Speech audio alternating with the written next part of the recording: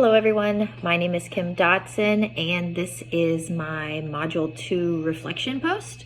For my PDF file, I use the website abcmouse.com just because I think it's a great educational resource for young children, and my daughter herself has used it. I accidentally posted it separately than this video, so it will be in another post. As for app that I have recently updated or installed, I don't put too many apps on my computer. Most of them are ones that were on it when I bought it. I do have an app called Silhouette Studio. It is for a vinyl cutting machine. I've used it for several years, but I frequently have to update it just to kind of work out any bugs that it has, which seems to happen quite a bit. No issues with updating it. You just go through the process. Sometimes it takes some time. It's got to reboot the computer. Just kind of a pain, but other than that, no real issues with updating it. Creating a PDF. Yes, I have done that before. I've done it several times. I have run a sign and vinyl business, and a lot of times I have to create a PDF of the image to send it to a customer or somebody else because they can't open a studio file. So PDF's always been the easiest way to do that. Just print, save as a PDF. The process using Chrome to make the PDF experience is very easy. Like I said, you just go in, print PDF, and pick where to save it. It's pretty simple. As for PDF files being useful as a teacher, there's many ways that I can use PDF files in the classroom. One of the main things would be to share information and resources with students, specifically if there's a website or something that's really long and I can't just print it all off. I could just make a PDF of it and send it out to students. It's also a great tool to make application forms or tests for students or to send information to parents. Productivity suites that I have the most experience with would probably be Microsoft Office. It's what I've always used. It's what I currently use.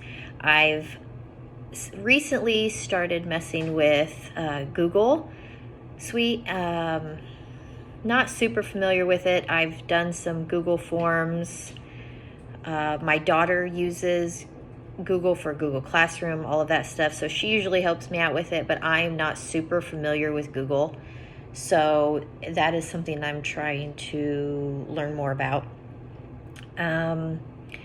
Sharing a file. I was able to share a file with my husband. This allows him to edit something that I've created. I can send it to him at work. He can edit it there, send it back to me, and we can kind of go back and forth. Not something that I've ever used before. I've never shared a file to be edited before, but it seems to be a pretty handy tool. So perhaps that's something that I will use more in the future.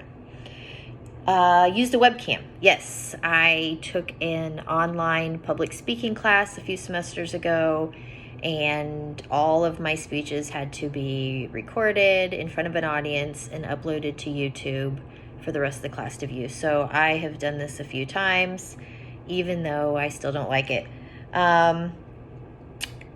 Issues with that were just probably uploading the video, especially if it was a longer video. Sometimes it would take some time to upload to YouTube, get ready, process, and do all this stuff so I could share it.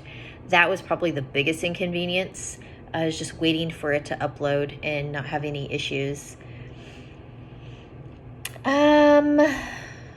Another thing that I'd have an issue with that sometimes is when I post my link on the discussion board, is sometimes it would show the actual video and so you could just hit play. Other times it would only show the link, which I noticed was the case with many of the videos for this class, was just the link, and then it wouldn't let me click on them either. I had to copy and paste in another window. So I'm not sure what the difference is with that, why sometimes it'll just post the whole video where you could play it and other times it doesn't. I haven't figured that one out. How could I use web videos in the future?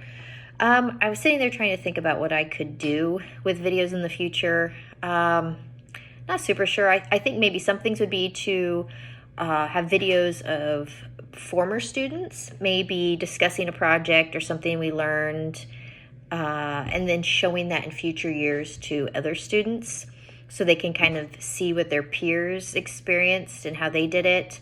Also, if working on projects, we could be working on projects and record it, upload it to show future classes or to show parents things that we've done in the classroom.